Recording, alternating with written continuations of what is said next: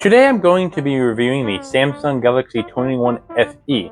Now this was a renewed phone from Amazon, so it's technically a refurbished product, but I'm just going to review the product like it is the actual product because maybe, just maybe, nothing was changed of the OEM part. At the end of the video, I'm going to let everyone know how much I paid for my phone and what I think you should pay for this phone, at least during the current time.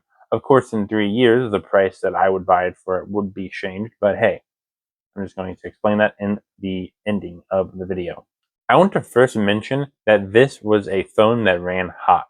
What I mean by that is when I was playing some intensive games at basically full brightness, this got so hot I had to put the phone down because it was burning my fingers to the point where, like I said, I had to put it down because it was uncomfortable to handle. If I can even say that word, I don't know. Now, another thing that I noticed was the battery seemed small for a flagship device. Now, it's technically not a flagship device. It had flagship parts in there, but it's not flagship because this is 2 years later, I think, since the phone came out. So, granted, maybe it was good at the time, but now I know it definitely does not have the biggest battery in the world. Although it doesn't have the biggest battery in the world, what I do know is that the fast charging is fast. In 0 to 30%, it only took 30 minutes for a 15 fast charging outlet device. Something. I did notice that it is very good at charging. It is a fast charging capable device, at least of 15 watts.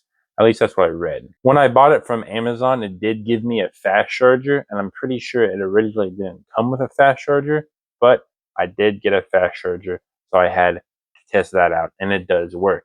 Since this phone has some flagship parts in it, or at least previous flagship parts, I can say something very good about it, and that is it opens apps real fast. Here's what I mean. I have a couple very high intensity games, at least for devices, because of the graphics and the amount of RAM that it uses. One, for example, is AFK Journey. And AFK Journey, let me just tell you, did open real fast, but that's one of the games that it ran hot on. But still, it opened the app real fast.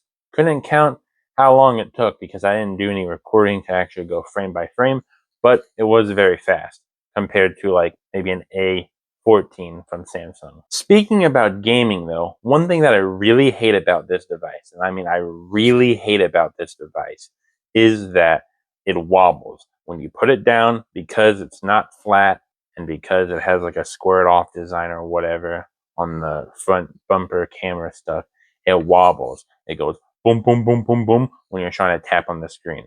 And I really do not like that. But to be fair, I am getting a Temu anime girl, Chinese, whatever, case, so maybe that'll fix the problem. But still, I don't like that it wobbles. Now, I believe it's called a teardrop, but it's more like just a dot on the screen where the camera's at, the front-facing one, when I'm watching a video. It has a zoom to fill in design or whatever when it comes to like the YouTube app, and it does get very distracting seeing a big black dot in the middle of the screen where something is staring at me. One thing that I really like about this device is that compared to some of the mid-range and lower end phones that I've used for phone farming and stuff, these have very great speakers.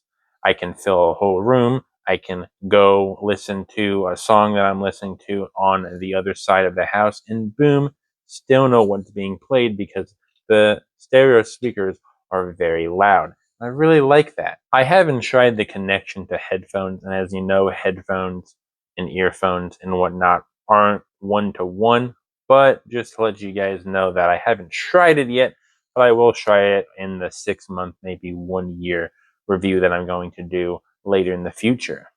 Now let's talk prices. Now, you can no longer buy this brand new anywhere. It's been about 3 years, and I think they only have the fan edition line for around 6 to 8 months, I believe. But regardless, you can't buy it brand new anymore. But it's very good for the used market because it is priced very, let's just say, sinfully. I got this device for $220 and maybe like 50-ish cents on Amazon. I have seen this as low for 90 USD with a lower capacity battery and a few scratches. For a renewed one, I've seen this as low as $151. What I will say is that a steal? I would say so. When it comes to Apple prices, you really can't make any money phone farming.